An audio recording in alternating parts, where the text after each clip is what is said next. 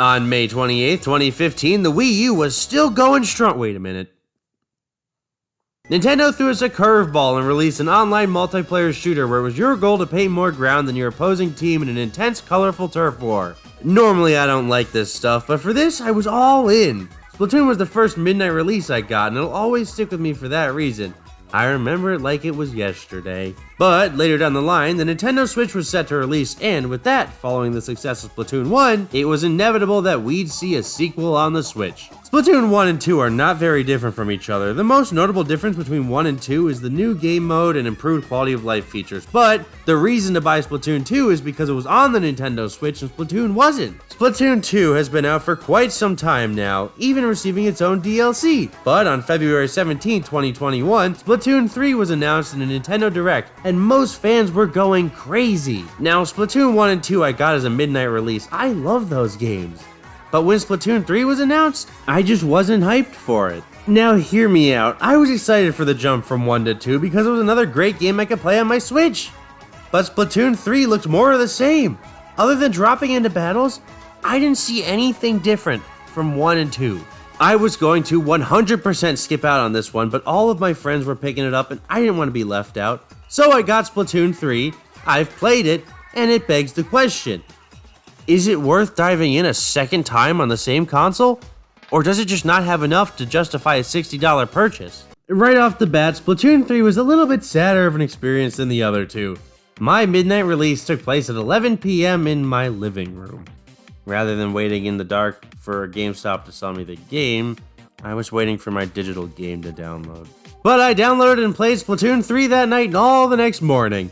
Splatoon 3 opens right up in an abandoned wasteland where you can select your Inkling or Octoling and customize them to your choice. And we're 3 games in and there's still not a hairstyle I like. So, generic original one it is. Then off you go, right on in. The new hub is rather expansive and fun. It's definitely the best one yet. But in the grand scheme of things, it matters as much as a 7th grade art class. Anywho, I jumped straight into story mode. I'm not gonna spoil anything, and I'm not gonna focus on the story mode too long because it's not the reason to buy Splatoon in my opinion, but I will say, if you do have the game, definitely play the story mode.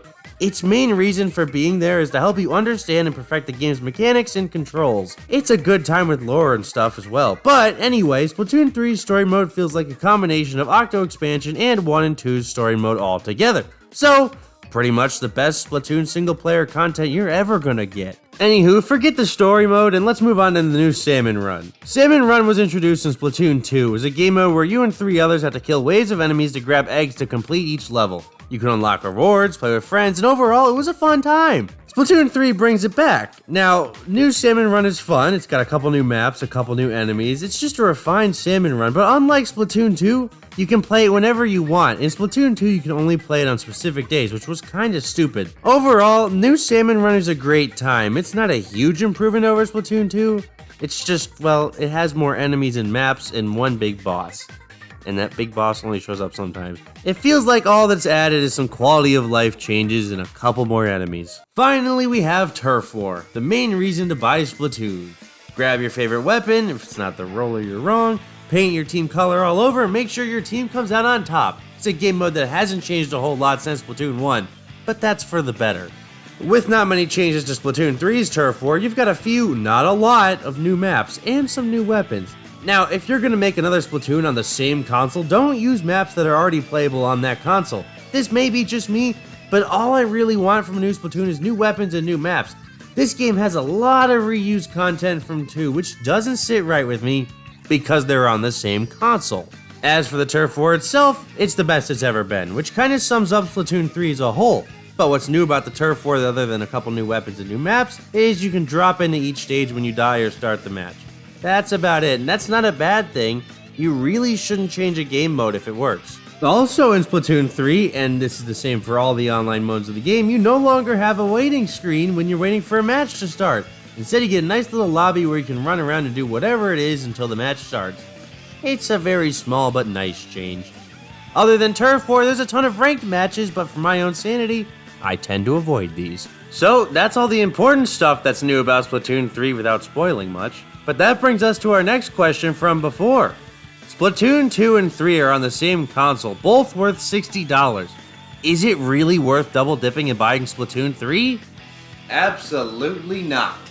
I love Splatoon and I always have. It's a fun game and it's designed really well, and Splatoon 3 is definitely the best the series has to offer. But I wouldn't say it's a $60 step up from 2. 2 and 3 have way too much in common, and there isn't enough new things to justify dropping another $60. What Splatoon 3 does better than 2 is quality of life changes, and if Splatoon 3 was on new hardware, I would 100% say it's a must-have. But having 2 and 3 on the same console honestly makes me regret buying it. It really is just the fact that they're both on the Switch. It would be like releasing another mainline Mario Kart or Super Smash Bros. On the Switch. Those multiplayer experiences, unless with a completely new gimmick, should stay as one console wonders.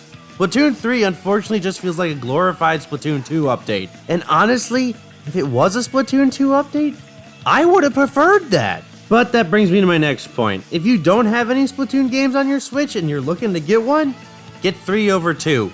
3 is definitely a better game, so if you're even considering it, you might as well just get 3. I played through and enjoyed 3. Most mechanics were refined, and it's still the best feeling Splatoon. It just lacks the type of content it needs to release on the same console as its predecessor. If my friends weren't playing this game, I would never have bought it. And I can't say with a good conscience that if you own Splatoon 2, you should double dip and buy Splatoon 3. Save yourself the $60. But again, the game itself, phenomenal. But so was 2. I don't have a whole lot else to say about Splatoon 3 without repeating myself 1,000 times, but something else came out today. Something that I thought was definitely worth the money. So you can see if my opinion's valid or not, depending on how you feel about those. I don't even play Smash Bros. Anymore.